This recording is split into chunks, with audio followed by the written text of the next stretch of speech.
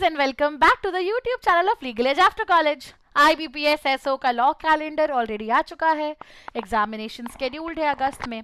तो अब ऐसे में एक डाउट आपके दिमाग में 100% होगा कि हमें कितने साल के प्रीवियस ईयर पेपर्स को एनालाइज करना ज़रूरी है या सॉल्व करना ज़रूरी है, राइट? 3 साल के करें, 2 साल के करें। तो आज हम इसके ऊपर एक बात डिस्कशन करने वाले हैं कि कितने साल के PYPs इंपॉर्टेंट है और क्या इस एग्जामिनेशन में क्वेश्चंस रिपीट होते हैं या फिर क्वेश्चंस के रिपीट होने के चांसेस बहुत कम है।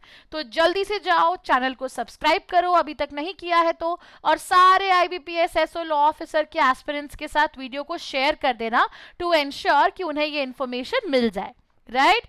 So let's start everybody. देखो, पेपर पैटर्न की थोड़ा सा पहले बात कर लेते हैं। 2 फेजेस में आपका एग्जाम होगा, ठीक है? प्रिलिमिनरी एग्जामिनेशन में अराउंड 150 क्वेश्चंस आएंगे, 125 मार्क्स के 2 आवर्स का पेपर है जिसमें आपके पास इंग्लिश, रीजनिंग और जनरल अवेयरनेस के क्वेश्चंस आपसे पूछे जाएंगे।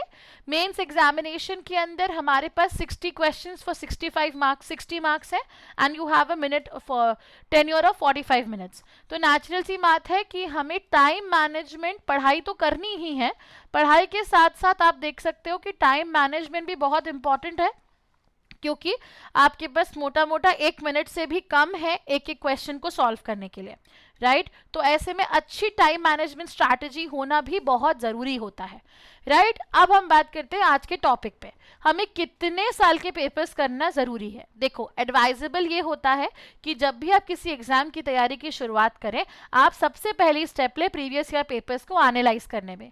नेचर ऑफ क्वेश्चन समझ में आते हैं, पैटर्न ऑफ क्वेश्चन समझ में आते हैं, ज़्यादा फोकस कॉन्सेप्चुअल क्लैरिटी पे हो रहा है या फंडामेंटल नॉलेज पे हो रहा है या प्रोविजन बेस्ड हो रहा है, राइट? तो ऐसे में हमको प्रीलिम्स और मेंस दोनों के पेपर पैटर्न को समझने के लिए बेयर मिनिमम पिछले 5 साल के पेपर्स को उठाकर तो देखना चाहिए ही चाहिए, ठीक है? क्योंकि दोनों में 2-2 स्टेजेस है, तो वो आपके 10 फुल लेंथ पेपर्स होंगे जिसका आपको एनालिसिस करना है। एनालिसिस कैसे करना होता है, आप उनको अटेम्प्ट करके भी देख सकते हैं अपनी, उससे आप कितने पानी में हैं, कितनी अच्छी प्रिपरेशन है ये भी पता चल जाएगा, राइट? साथ में आपको nature of questions figure out करना भी बहुत इजी हो जाएगा। तो एवरी वीक, ठीक है, विद इन 15 डेज आप 1 साल का पेपर उठाओ और उसको सॉल्व करो, उसको प्रैक्टिस करो, इससे आपको पेपर पैटर्न और सब चीज़ों के ऊपर अच्छी खासी नॉलेज मिल जाएगी, ठीक है? और स्ट्रॉन्ग प्रेपरेशन करना है, पहले अटेम्प्ट में एग्जाम निकालना है, तो एडवाइजेबल है कि आप 7 से 10 साल के पेपर्स करो जितने भी अवेलेबल हो, पर बेयर मिनिमम 5 साल तो करना ही है। और एडवाइजेबल ये है कि 7 से 10 साल कर लोगे तो बहुत अच्छी बात है।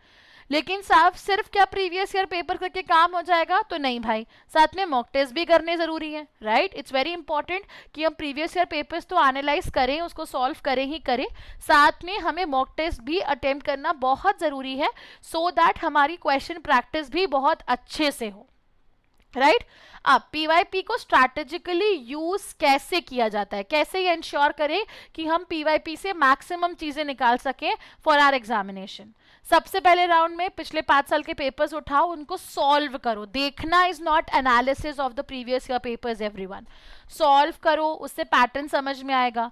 सेकेंड राउंड में उनको रीसॉल्व करो स्पीड और एक्यूरेसी मेंटेन करने के लिए, क्योंकि पहली बार में तो हम पेपर पैटर्न समझ रहे हैं, हो सकता है कि हम उसको डेडिकेटेड टाइम में कंप्लीट भी ना कर पाए, और हमारा फोकस भी पहले राउंड के अंदर पेपर पैटर्न समझने का होना चाहिए।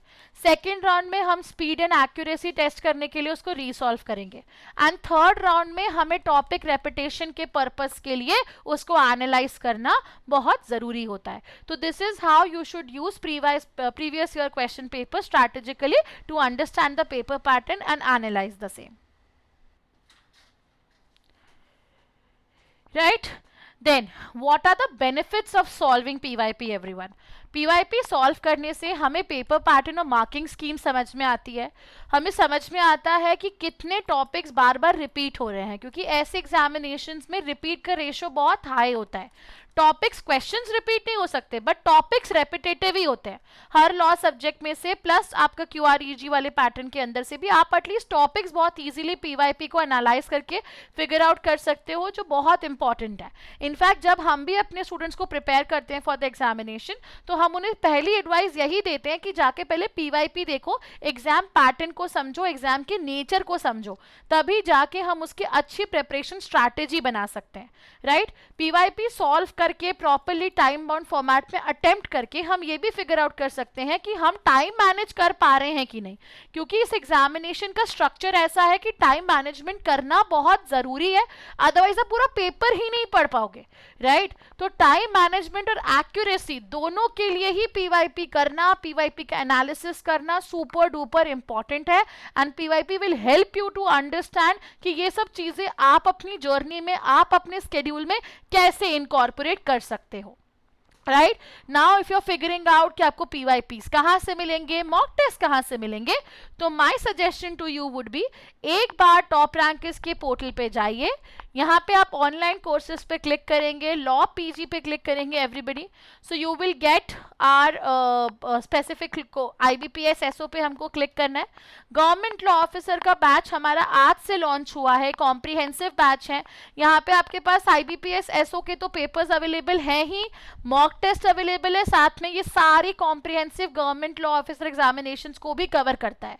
इनफैक्ट आपके पास सारे इंग्लिश के टेस्ट, क्वांट के टेस्ट, सब कुछ आपके पास अंडर वन रूफ अवेलेबल होगा एवरीवन। सेक्शनल टेस्ट है for all the law subjects, current affairs test, everything is available here. Plus you will have full length mock test also around the concept of around IBPS SO। Plus previous year papers को भी आप mock के formats में यहाँ पर attempt कर सकते हो everybody. So my suggestion to you would be go on the portal, check out our course and enroll into our course everyone. Plus you can also avail best discounts by calling us on 6363286363 everybody, right? So final takeaway before prelims try करो कि at least 5 से 6 PYPs analyse कर लो और sectional मॉक्स दो, sectional test दो on their concepts, English पे अलग, reasoning पे अलग, ठीक है? और मेंस के पहले एटलीस्ट ट्राई करना है हमें कि लॉ वाले पार्ट पे हम 3 से 4 साल के PYPs एनालिसिस करें और साथ में 20+ लॉ मॉक टेस्ट दें, right? That's it for this specific video everyone. Do not forget to follow us on Instagram, YouTube, Telegram and जल्दी से जाके बेल आइकन दबा दो और सब्सक्राइब चैनल दबा देना यदि हमें अभी तक फॉलो नहीं किया है तो। ऐसे ही छोटी छोटी टिप्स हम लोग लाते रहेंगे and do let us know on the comment sections also कि आपको और क्या रिक्वायर्ड है in your journey for preparing for government law officer examinations everybody. That's it everybody. All the best and take care.